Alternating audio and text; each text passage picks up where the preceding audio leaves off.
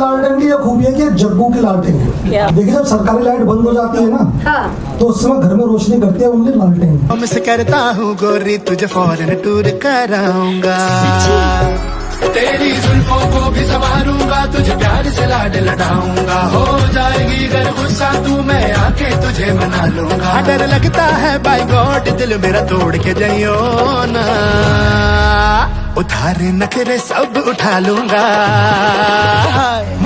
Radha story है कि जो कि ऑफ कोर्स एक लालटेन की कहानी थी। एक कैरेक्टर था चाय वाला, बहुत सुंदर जगह पे जाना चाहता था, तो मुझे ढूंढागिरी उत्तराखंड बहुत ही सुंदर जगह, तो इसका मोस्ट 80 to 90% मैंने ढूंढागिरी में ही शूट किया है। एंड वो मेरी स्क्रिप्ट के साथ भी मैच करती थी। और इससे ज़्यादा अगर समझना है तो 14 तारीख को 250 रुपये खर्च के सिनेमा हॉल में। तो चाहता था कि एक अच्छी सीख के साथ मैं फिल्म एक फैमिली वाले सब लोग बैठ के देखें और इन्जॉय करें, और जब उठे तो एक हैप्पी माइंड के साथ उठे, हाँ भी आज हमने एक अच्छी फिल्म देखी और कुछ सीखने को मिला। Sir at the end of the day Jaggu ki Laltain is all about honesty, a true business and your moral values, a man known by there ethics and principles sir. और ये मैंने उस फिल्म में दिखाने की कोशिश करी है। लालटेन जग्गू की थी तो मैंने जग्गू की लालटेन नाम रख दिया। अच्छा, ये फिल्म बनाने का आइडिया कहाँ से आया कि हमें ये फिल्म बनानी है? ये बहुत इंटरेस्टिंग क्वेश्चन है। स्वीट आंसर यही मुझे नीरज जी ने बताया ये आइडिया।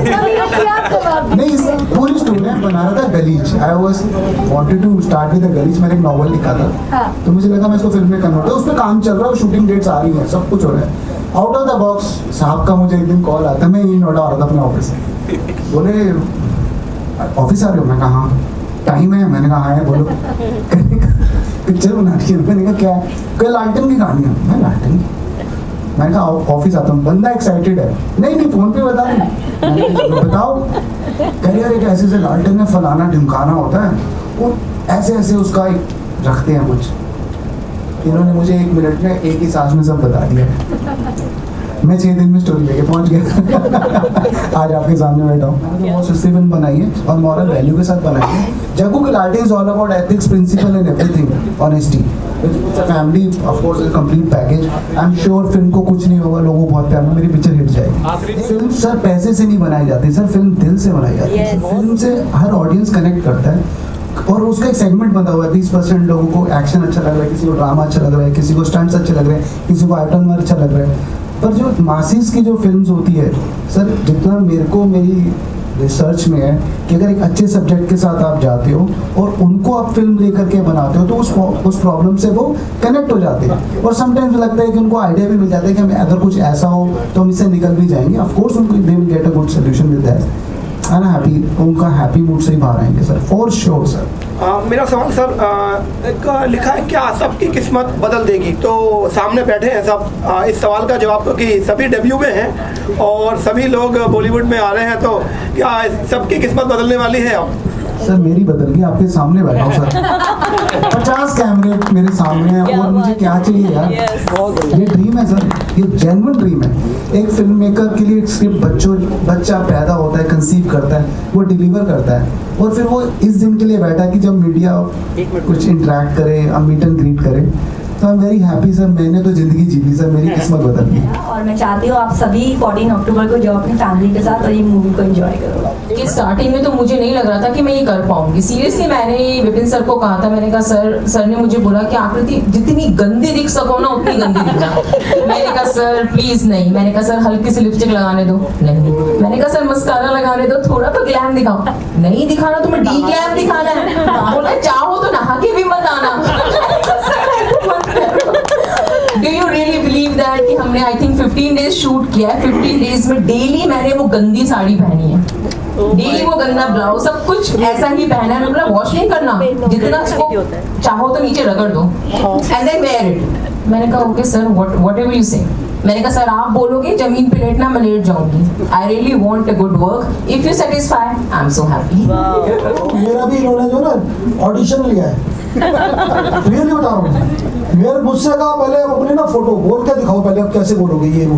काफी ऑडिशन लिया और उन्होंने कहा लाला का रोल ना है, तुम्हारे अलावा कोई नहीं कर पाएगा। मैंने कहा भी, मैंने कहा किसी को और को ट्राई तो करके देखो आप। नहीं तुम्हारे अलावा कोई कर नहीं पाएगा। और जग्गू का रोल रघुवीर सर के अलावा कोई नहीं कर पाएगा, दोनों चीज़ इन्होंने बता दी। और आप ये मूवी देखिएगा, आप कोशिश करना रिप्लेस करने की कि ये इस रोल को कौन कर पाएगा और इसे कौन कर पाएगा, शायद आपको कोई मिलेगा भी नहीं आर्टिस्ट। हमने पहले खाली लालटेन को कोशिश करा, नहीं मिला, कह रहे लालटेन तो मिलेगा ही नहीं, वो तो कॉपीराइट है किसी का। मैंने कहा लालटेन कॉपीराइट है, चलो जग्गू की लालटेन करो, वैसे ही मुंह से आ गया, मैंने जग्गू की लालटेन ट्राई करो, मिल गया जी वो। अब ना जग्गू की लालटेन तो मिल गया, अब जग्गू को निकाल लो। जब जग्गू की लालटेन मिल गई तो जग्गू तो मिल ही जाएगा। तो ऐसे करके कुछ हमारा वो हुआ, काफ़ी हम डेली हम लोग रात को 2-2, 3-3 बजे तक बैठ के हम लोग डिस्कशन किया करते थे। और बहुत मेहनत करी है पूरी टीम ने, सभी ने। और नम्रता का डांस तो आप सबने देखा ही है, और इतनी लाजवाब डांसर कलाकार है, कमाल है। और मुझे इनके साथ, मैं तो नॉन डांसर हूँ, मैं तो सन्नी देओल से भी बुरा डांस करता हूँ भाई साहब। छोटी लालटेन बनवाई है हमने लिए, मतलब सोलर से चार्ज होने वाली लालटेन है छोटी सी, उस पर एक स्टिकर लगा है जग्गू की लालटेन। ऐसी 500 या 1000 लालटेन हम जितनी झुग्गी झोंपड़ियों में जहाँ रोशनी नहीं है, हम उन्हें फ्री बंटवाएंगे। उस काम में दीपक भाई मेरा पूरा सहयोग कर रहे हैं, और बहुत सारे लोग हैं जो हमारा इसमें सहयोग कर रहे हैं। जहाँ रोशनी नहीं है, जिन पे बेचारों में बिजली का कनेक्शन भी नहीं है, वहाँ पे हमें एक या दो जितनी उन्हें जरूरत है लालटेन देंगे। भैया लालटेन टांगो, सोलर से चार्ज होगी, बटन ऑन करो, लालटेन जल जाएगी। ये हम प्रमोशन कर रहे हैं। इन लोगों का एक उद्देश्य, मेरा अपना पर्सनल बताता हूँ, मैं बिजनेस में जो भी मुझे इनकम आती है उसका मैं खास परसेंटेज निकालता हूँ सोशल वर्क्स के लिए। सामाजिक मैं बहुत सारी संस्थाओं से जुड़ा हुआ हूँ, सभी मीडिया में तो मुझे ज़्यादातर जानते हैं।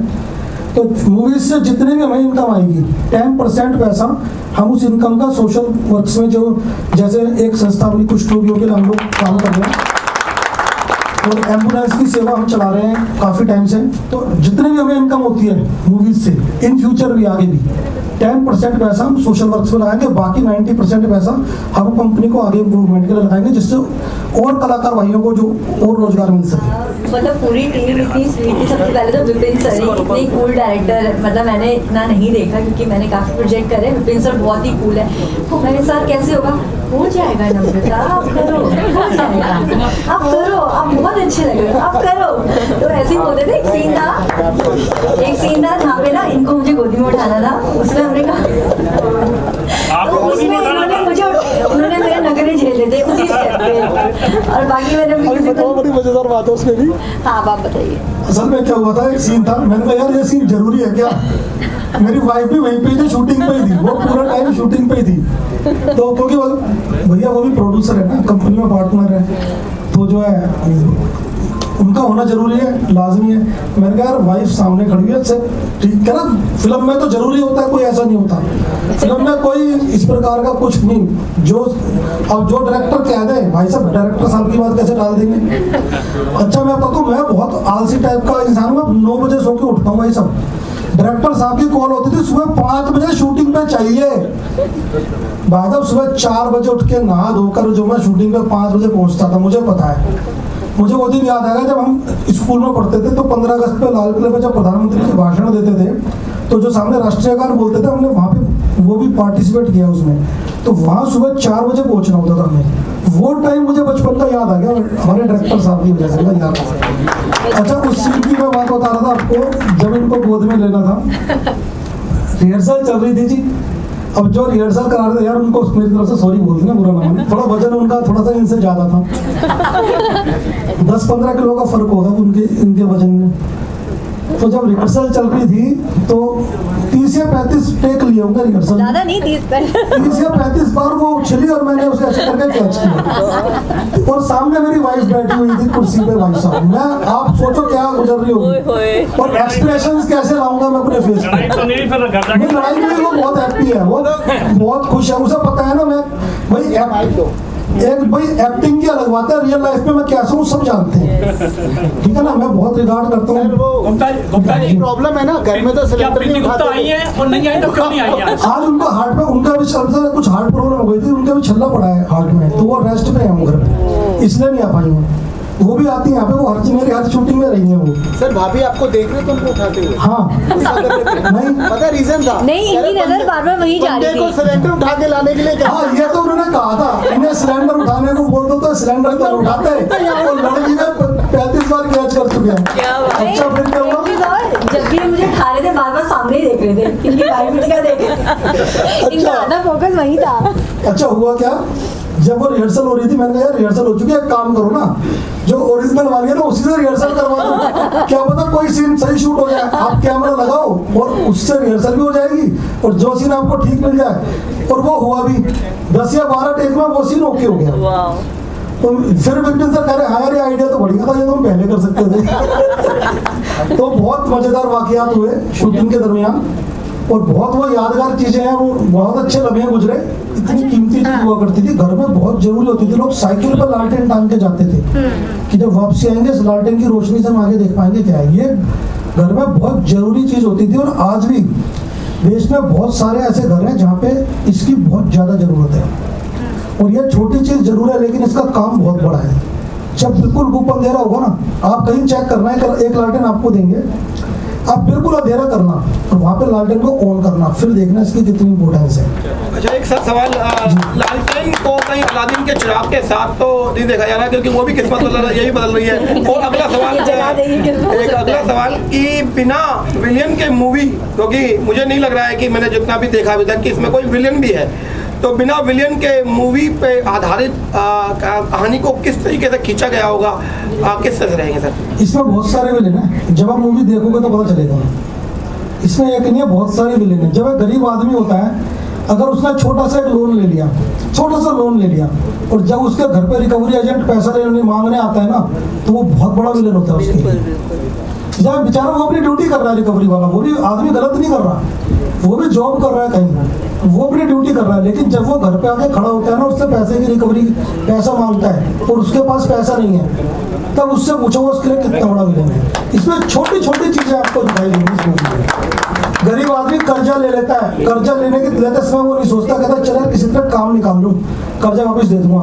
वो छोटा कर्जा उसको कितना बड़ा बन जाता है और एक छोटी सी चीज की वजह से अगर उसको एक रोशनी मिलती है, उसका कर्जा उतरने की अगर संभावना बनती है, वो चीज दिखाई है इस मूवी के अंदर। और इस मूवी में पुरानी चीज के साथ साथ जो आज के लेटेस्ट टेक्नोलॉजी है, जो मीडिया का काम है, जो और चीजें हैं, वो कैसे वर्क करती हैं और किस प्रकार से इंसान की किस्मत बदल देती हैं, वो सब आपको इस फिल्म में देखने को मिलेगा। 14 अक्टूबर को पूरे देश में जो नॉर्थ इंडिया, जैसे मैंने बताया, एमपी से ऊपर का एरिया, एमपी से नीचे महाराष्ट्र में कुछ शहरों में करेंगे, मुंबई में खासतौर पर करनी पड़ेगी। एमपी से ऊपर के जितना नॉर्थ इंडिया जिसे बोलते हैं, सभी में आपको जितने लीडिंग बढ़िया सिनेमा घर हैं, मल्टीप्लेक्सेस हैं, उनमें आपको मूवी देखने को मिलेगी 14। उसके बाद में देखते हैं कब तक मूवी चलती है, उसके बाद फिर हम OTT पे ट्राई करेंगे, फिर आपको OTT पे देखने को मिलेगी। उसमें थोड़ा मेरा रोल भी थोड़ा ऐसा है कि मैं थोड़ा सा एरोगेंट, वो एरोगेंट नहीं है, वो फ्रस्ट्रेशन है। क्या होता है जब चीज़ें पूरी नहीं होती, बच्चों की फीस नहीं भरी जाती टाइम पे और घर पे कर्जा मांगने आते हैं, तो जो फ्रस्ट्रेशन होती है और जिस दौर से गुजरते हैं, आपस में लड़ाई होती है, मतभेद होते हैं, तो वो सब चीज़ें मैंने उसमें प्ले करी हैं। और ये सच्चाई है, ये होता है, मतलब आप जो लेवल है उस आप खुश नहीं रह सकते आपस में, क्योंकि मतभेद आपकी होंगी ही होंगी। हाँ, स्टार्टिंग काफ़ी चैलेंजिंग रहा। सबसे फर्स्ट ऑफ ऑल मेरे लुक्स को लेके, सेकंड जो उसमें डायलॉग्स थे और जैसी मैं एरोगेंट थी और जो लैंग्वेज यूज़ करी है मैंने, वो ऑफ कोर्स मैं पर्सनल लाइफ में तो नहीं यूज़ करती, मतलब काफ़ी गाली वाली बकना और काफ़ी एरोगेंट, काफ़ी मतलब अपने हस्बैंड से लड़ाई करना, और बस मारा ही नहीं मैंने उनको, बाकी सब चीज़ें करी हैं। तो बस चैलेंजिंग तो था, लेकिन एनी हाउ अच्छा हुआ। मैं सेटिस्फाई हूँ, सर सेटिस्फाई हैं। आई होप आप लोगों को अच्छा लगेगा। जब लालटेन की बात सुनी है तो आज तक कोई ऐसी कहानी मेरे जहन में आई नहीं, तो I just want to make a good original and new content. देखो प्लॉट होता है, रोमांस होता है, एक्शन होता है, थ्रिलर होता है, उस जोन के अंदर काफ़ी सारी फिल्में बन जाती हैं। कोई चिराग के ऊपर बना रहा है कोई, तो मुझे लगा शायद एक लालटेन एक ऐसी कहानी हो सकती है जो फ्रेश एंड न्यू कॉन्सेप्ट के साथ आ जाती है। अब चैलेंज ये था कि लालटेन को करना क्या है, तो उसका प्लॉट बनाया गया कि एक लालटेन किस तरीके से एक आदमी की लाइफ पे असर डाल सकते हैं जिसकी शायद वैल्यू से पता ही नहीं कभी। तो उसको ज़िंदगी में एक नया कैरेक्टर आता है, वो समझता है कि ये चीज़ क्या है और जो उसकी पावर्स हैं उस चीज़ों को समझ के वो एक आम आदमी की लाइफ को पैसों से भर देता है। तो it is all about a new concept, नई चीज़ थी, नई नीयत के साथ थी। मुझे लगा पर्दे पे बाखूबा बहुत अच्छे से इसको उतारा जा सकता है। मैं चाहती हूँ कि आप सब पूरे परिवार के साथ देखिएगा, और मैं थैंक्स करना चाहूँगी संतोष जी को भी, जिसकी वजह से आज मैं यहाँ पर हूँ। God bless you, love you all.